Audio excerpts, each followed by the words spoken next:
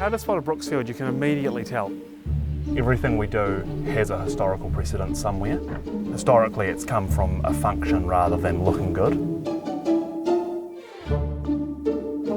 So if you see a development of terrace houses that look like they're 100 to 200 years old, they're probably not, and they're probably ours. If you need some more evidence to figure out whether it's a Brooksfield or not, I suppose really just consulting all the finer detail, like do the shutters work? Does it have sash windows? Does it have chimneys? Does it have dormers?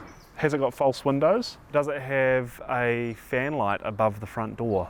Has it got brick arches? When you see heavy material like bricks, you expect it to be supported when it goes over an opening like a window or a door. With these, we actually use the brick to support the weight above and like create strength. Yeah, those ones look cool. I love the drive under car parking, eh? These houses here are based on Georgian colonial homes in Hobart, Tasmania. So we get like the overall shape and design of the houses from those houses.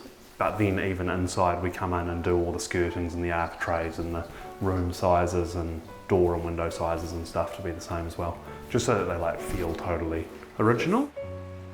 These architraves is our standard profiles that we do in our houses, and then in some of our bigger houses we have like a bigger profile. But these here come from Nan Street Cottage in Wellington, which is like one of our earliest New Zealand houses. Super basic detail, but it is just period correct. This door case is all a historical detail, which is like based on an ancient Roman detail, but then was really brought into Georgian houses in like the 1800s.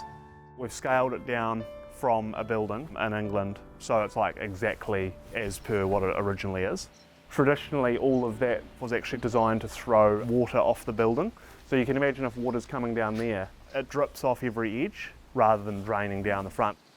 Traditionally, a brick house is made out of a double brick construction, which are super strong, but in terms of earthquakes, they have absolutely no strength. So now, everything you see of like ours is a single brick. So it's actually a timber frame building with a brick cladding, and it's the same for the chimneys as well. So the chimneys are like a lightweight chimney. Most people love them, but it's probably the one element of the house that's not for like its original intended purpose. I mean, it's kind of like the crown to the house, the chimney. You look at it, it's just like a nice, restful detail that you like see and you think, oh nice, a home. Also got the Gothic picket fence. Homes had all these sort of social rules and stuff where all these little things come from. And like a lot of old villas, you know, you have the archway in the hall. Typically as a guest, you would never be permitted beyond the archway. Little archway? Yeah, you're not permitted beyond here. So all of our houses have solar panels as well. They save sort of 40 to 60% of your power bill. Shutters traditionally were one of the only ways that you could regulate the temperature in a climate like Christchurch. So it's like all those little things like that. They all actually have a purpose, and there's a reason why different areas have different architectural styles like that. Definitely amazing for a sustainability aspect. Isn't it such a good look though? You'll see a lot of houses in the UK, and they also had it in France, where they've got like bricked up windows where the bricks are set back into the wall and you can see like the outline of the window. That kind of is two things. One of them is that they used to tax you based on how many windows you had in your house. They would build the house with provision for a window, but then brick the window up with the intention of taking the bricks down when they had some more money to be able to pay the tax for it. The other part, which is mostly the reason we do it, is more of a symmetry thing, because if you didn't have them, it would suddenly become quite a big brick facade. That's why we do it. And in the early Georgian period, they got really super obsessed with everything being symmetrical. We, as an upgrade, offer brass fittings and fixtures. We do it in unlacquered brass, which means that it naturally just dulls over time. All the natural materials just like patina nicely, which is super lovely.